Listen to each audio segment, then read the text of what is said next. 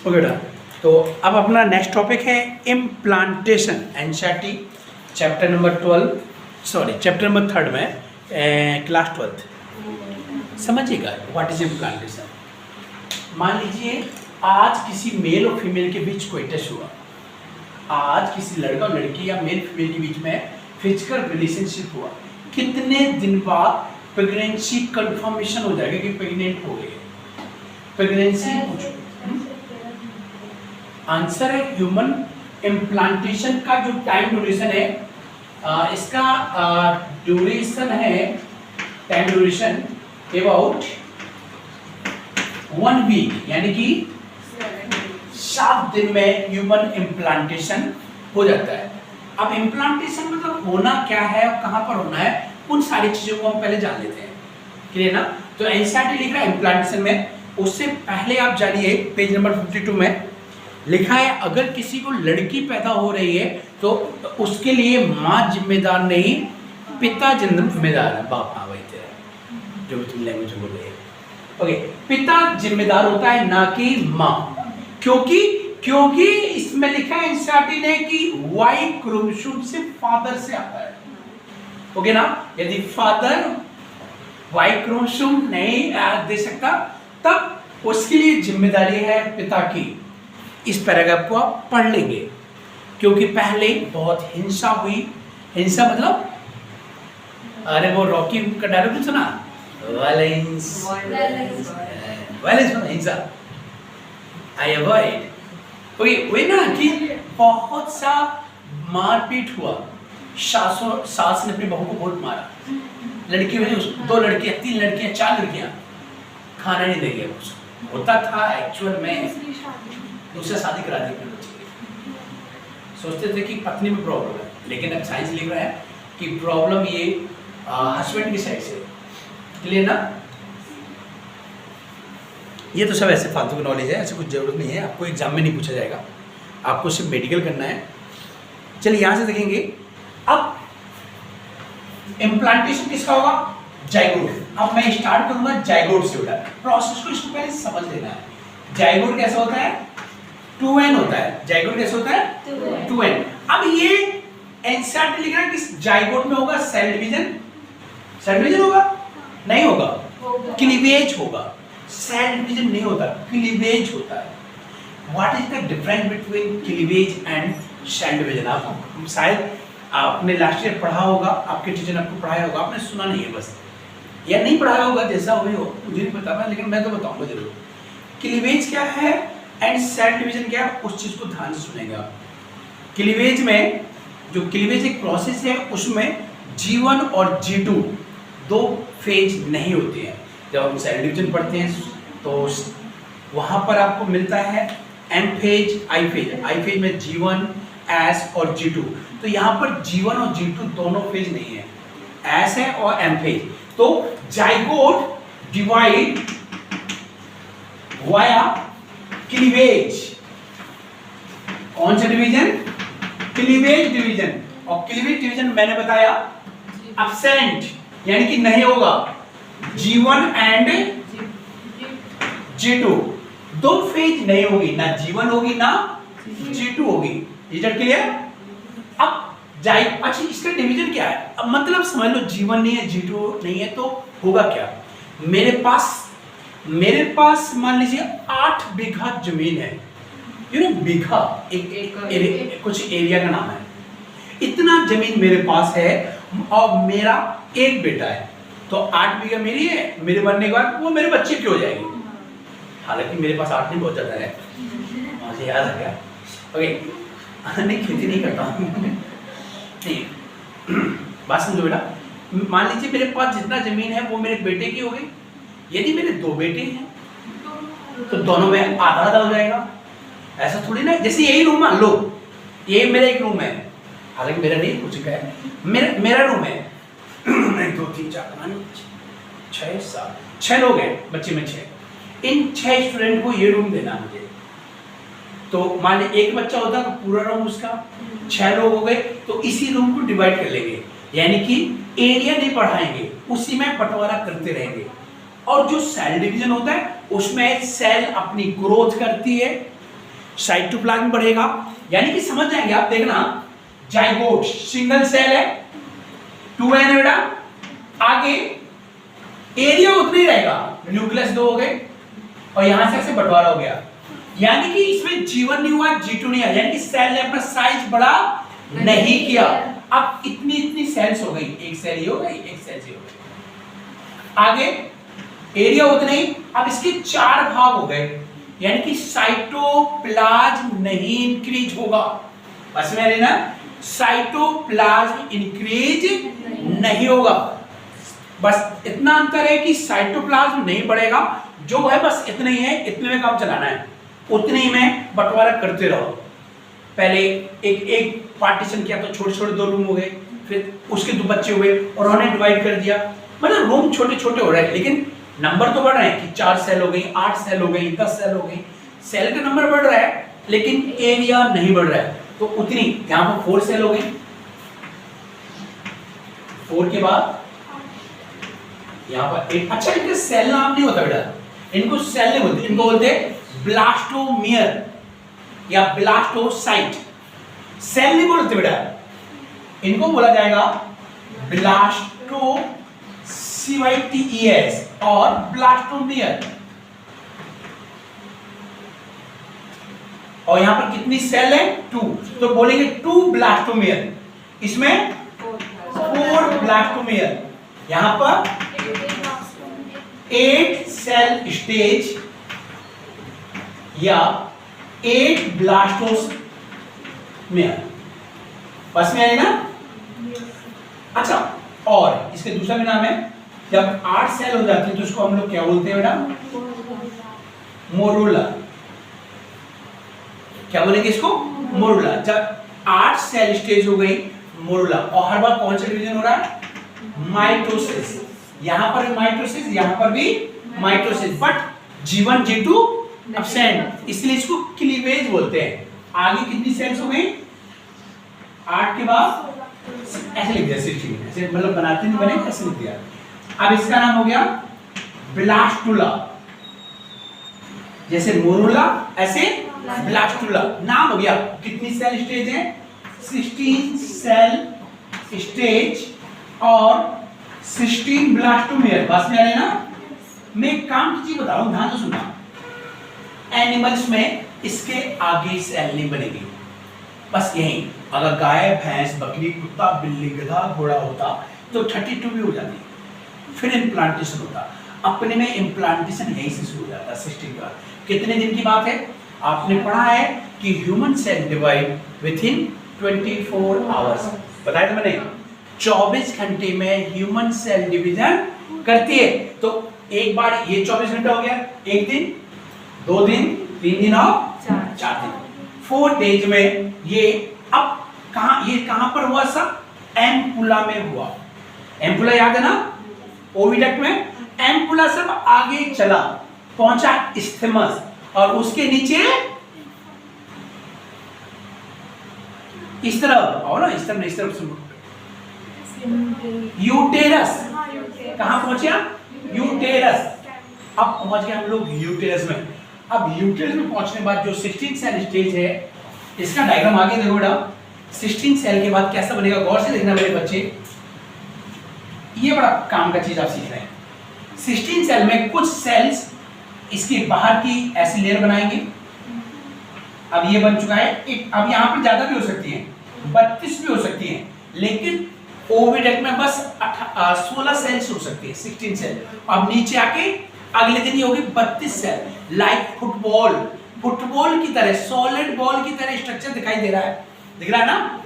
और ये बाहर वाली जो लेयर बनाई उससे बनी होगी।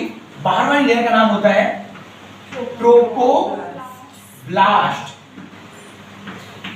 और कुछ सेल्स जो रहेंगी वो सेंटर में इधर ही बन जाती है, एक जगह चिपक जाती है, पूरे में फैली हुई नहीं है, एक जगह चिपक जाएंगी। इनका नाम रहेगा इनर सेल मॉस। अब इसके आगे अल्ट्रा इंपॉर्टेंट चीज, ट्रोपोब्लास्ट किस में कन्वर्ट होगी और इनर सेल मॉस किस में कन्वर्ट होगा, ये देखो।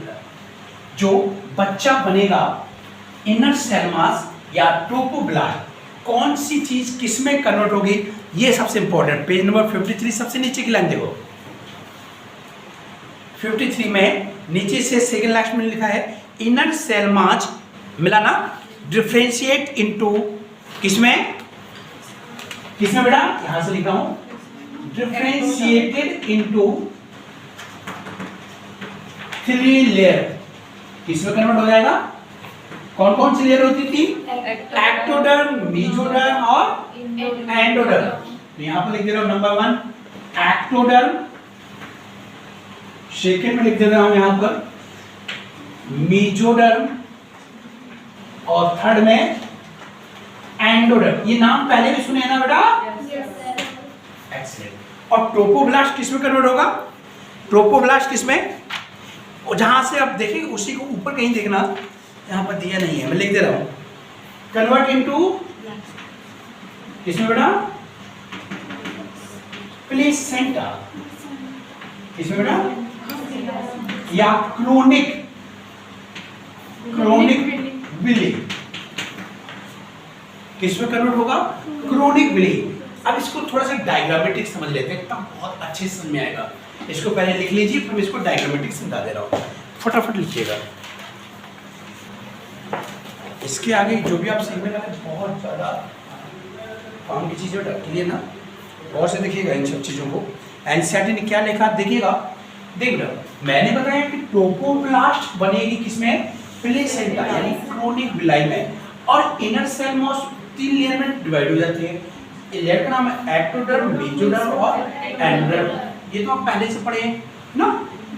अब आपको ये पढ़ना है कि एक्टोडर्म से बॉडी का कौन सा पार्ट बनेगा, एंडोडर्म से क्या बनता है, मेसोडर्म से बॉडी का कौन सा ऑर्गन, कौन सा पार्ट बनेगा, ये मिलेगा आगे आपको स्टडी में, यहाँ नहीं इस चैप्टर में। अब अपन को थोड़ा ट्रोपोब्लास्ट यानी कि अब थोड़ा सा डायग्रामेटिक देखेंगे, ज्यादा क्लियर हो जाएगा बेटा। सोचो क्या, ऐसे मान लो ओके, ये यूटेरस है, रफली डायग्राम है मतलब, ये एंडोमेट्रियम है। अब ये जाइगोट 16 सेल वाला इधर आ गया, ओके ना, 16 सेल वाला जाइगोट इधर आ गया। अब यहां पर जो बाहर की लेयर है वो है सब ट्रोपोब्लास्ट और ये इनर सेल मास। तो ट्रोपोब्लास्ट एंडोमेट्रियम से इम्बैड हो जाएगा, जुड़ जाएगा, यानी कि ये एंडोमेट्रियम ये ट्रोपो ऐसे जुड़ गया, और धीरे धीरे ये अच्छी से क्रोनिक विलाई यानी कि फिंगर लाइक प्रोजेक्शन बना लेगा, जिससे ये और यहाँ पर होती है ब्लड वेसल्स जो टूट जाती हैं, ये इसी ब्लड वेसल से अपना न्यूट्रिशन लेना शुरू कर देगा, यानी कि बच्चा यहीं पर पलेगा। एक बात बड़ा खास सुनिए, ध्यान से सुनिएगा, कभी कभी ध्यान से सुनो बेटा, कभी कभी ये यहां पर भी इम्प्लांट हो जाता है, ओविडक्ट में इधर या इधर कहीं पर भी जुड़ जाता है, इसे बोलते हैं एक्टोपिक। क्या बोलते हैं इसको, अगर यहां पर हो जाए इसको बोलेंगे एक्टोपिक प्रेगनेंसी, एक्टोपिक प्रेगनेंसी। अब एक्टोपिक प्रेगनेंसी इसमें बोलते हैं या बोल देते हैं हम लोग ट्यूबल प्रेगनेंसी, ट्यूब में होने वाली प्रेगनेंसी। भाई इधर हो गया ना बेटा जिसको, उसे मम्मी याद आ रही, इतना दर्द कि सोच नहीं सकते, फील तो बहुत बड़ा, सोच नहीं सकते कि कितना दर्द है। एक्टोपिक प्रेगनेंसी बेटा थोड़ी सी स्विच ऑफ करना, इस तरह सोच, अरे जहाँ भूख लगा ना, अरे जितने बड़े सब, हाँ अरे तू जाएगा आज बैठ जा, अब वो शेयर हो गई, अब बस इलेक्ट्रिशियन बन गई, पैसा आया। ओके, तो एक्टोपिक प्रेगनेंसी बहुत हार्ड है, बहुत पेनफुल है इसका। कभी कभी क्या करता है, कह रहा प्रेगनेंसी यहाँ पर होगी जैसे, तो बच्चा यहाँ पर साइज बड़ा करेगा, और ये डक्ट बहुत पतली होती है, इस डक्ट को फाड़ देता है, इसको बोलते हैं फैलोपियन ट्यूब रैप्चर होना। अगर वो रैप्चर होती है तो पेन 7वें आसमान में होता है, यानी कि इसका कोई तोड़ नहीं, इतना दर्द है, समझ आ रही ना। चलिए, तो हम लोग बीमारी पढ़ेगा, अच्छा पढ़ेंगे, यहाँ पर आके एम्बेड यानी कि ट्रोपोब्लास्ट कन्वर्ट होगी प्लेसेंटा। जब ये कन्वर्ट हो जाएगी यानी कि ये यहाँ पर जुड़ जाएगी, जुड़ने में 7 दिन का समय लगा टोटल। और इसे बोला जाता है इम्प्लांटेशन, जब ये इसमें जुड़ जाता है इसको बोलते हैं इम्प्लांटेशन। कितना दिन में होता है? 7 डेज, याद रहेगा ना। अब जब इम्प्लांटेशन हो गया तो कौन कौन से हार्मोन रिलीज होंगे फीमेल बॉडी में, तो लिखिएगा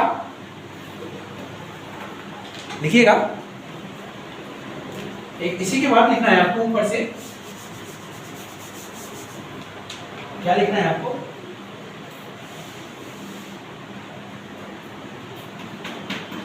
लिखिएगा प्लेसेंटा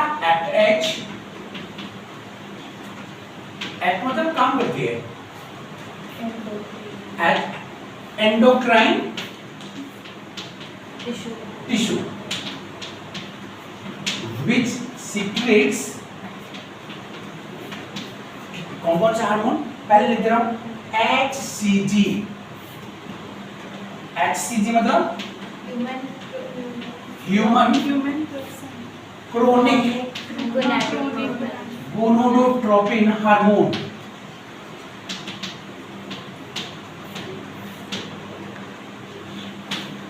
ये तो हो गया number 1। Number 2 HPM sorry PRL। अब एनसीईआरटी देखिए फुल फॉर्म लिखिए, ठीक है ना। PRL के अलावा HPL, इसी को लिखते हैं HPL, ह्यूमन प्लेसेंटल इलेक्ट्रोजन, ठीक है HCG। इसके अलावा एस्ट्रोजन और प्रोजेस्टेरोन। एस्ट्रोजन एनसीईआरटी लिखा है एंड्रोस्टेरोन। इतना दिमाग बिठाइए बेटा कि ये दो हार्मोन प्रेगनेंसी में आ रहे, ये तो पहले दोनों आ रहे थे। ये हार्मोन तो पहले भी निकल रहे थे ना बेटा, ये दो हार्मोन सिर्फ अभी निकलना शुरू हुआ जब प्रेगनेंसी। तो जब आपने कभी सुना प्रज्ञा न्यूज, प्रज्ञा टेस्ट, बेबी टेस्ट या प्रज्ञा गुड न्यूज, देखो बेटा कैसे बेबी हम लोग चेक करते हैं ना प्रेगनेंसी टेस्ट, कैसे मार्केट में एक ऐसी ट्यूब मिलती है, इसमें यहाँ पर ऐसे पोर होता है, यहाँ पर एक स्लैब लाइट मिलती है, इसमें यूरिन की कुछ ड्रॉप डालते हैं। यहाँ पर क्या डालेंगे? यूरिन की कुछ ड्रॉप, 2-4 बूंद डालेंगे। और यहाँ पर अगर एक पिंक लाइन आई तो प्रेगनेंसी नहीं है, यदि 2 लाइन आ गई यहाँ पर पिंक तो प्रेगनेंसी है। अब ये 2 लाइन क्यों आ गई? अगर यूरिन में क्या है? HCG human chronic gonadotropin hormone. जब कभी प्रेगनेंसी चेक नहीं होती है, डॉक्टर एक टेस्ट कराता है ब्लड में, बोलता है करा लीजिए HCG, बीटा HCG करा लीजिए। यदि आपकी बॉडी में अगर ब्लड में जो चीज यूरिन में वो चीज ब्लड में भी होगी तो ब्लड में चेक हो जाता है प्रेगनेंसी है या नहीं। या दूसरा मेथड है प्रेगनेंसी चेक करते हैं, बस वैसे ना कैसे करते हैं, अगर यूरिन में ये और 7 दिन बाद ही ये हार्मोन निकलना शुरू करेगा। मगर जैसे कि आज फिजिकल रिलेशनशिप हुआ और आज चेक करेंगे तो आज नहीं चेक हो पाएगा, ये चेक होगा जब इम्प्लांटेशन हो जाएगा तब वो हार्मोन निकलेगा, यानी कि 7 दिन बाद, आफ्टर 7 डेज। इसके अलावा भी कुछ हार्मोन है जो निकलते हैं, उनको लिख दे रहा हूं।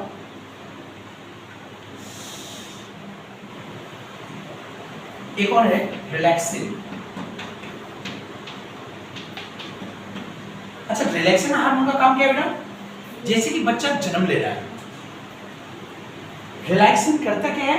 लेबर पेन के लिए रिस्पॉन्सिबल है। You know that labour pain, जब जन्म हो रहा होता है तो एक फीमेल को पेन होता है, अचानक से पेन होता है जोर से, उसे बोलते हैं लेबर पेन। लेबर पेन लगभग हर 1 घंटे बाद जोर से एक कॉन्ट्रैक्शन होगा यूट्रस में, और जैसे ये कॉन्ट्रैक्शन यानी कि लेबर पेन का टाइम ड्यूरेशन छोटा हो जाएगा, लगभग हर 1.5-2 मिनट में एक कॉन्ट्रैक्शन हो रहा है, that means baby push up करके बाहर आ रहा है। बेबी का सबसे पहले क्या बाहर आता है? सिर। सिर के बाद पूरा बॉडी बाहर आता है। जब बच्चा जन्म लेता है उसकी बॉडी में लगभग 300 से 350 बोन्स होती हैं, हड्डियां होती हैं, और प्रेजेंट टाइम में कितनी बोन्स हैं? 206। यही है ना, उस वक्त ज्यादा होती है, बहुत सी बोन आपस में टूटी होती है। जब जन्म ले लेता बच्चा वो आपस में बोन जुड़ती हैं, इसलिए बच्चा पहले महीने में बैठ नहीं पाता। बिठाओ बच्चे को ऐसे सेलता रहेगा, कहीं पर पूरा हिलता है क्योंकि उसकी कमर की हड्डी नहीं जुड़ी, उसकी बैकबोन नहीं जुड़ी, उसकी कुछ जुड़ा ही नहीं, सब टूटा फूटा पड़ा है। धीरे धीरे वो जुड़ती है, फिर वो घुटने के बाद चलना सीखता है, फिर खड़ा होता है। मेरा भी छोटा बच्चा है, वो इतना था उतना हो गया, बड़ा हो गया धीरे धीरे वो, तो अब तो चल लेता है, सामान फेंक देता है। ओके, तो याद रखना मैं जिसमें टिक लगा रहा हूँ, ये 3 हार्मोन सिर्फ तब निकलेंगे जब प्रेगनेंसी होगी, बाकी के हार्मोन हमेशा निकलते हैं। इसके अलावा और कौन कौन से निकलता है, मैं उनका नाम भी लिख दे रहा हूँ।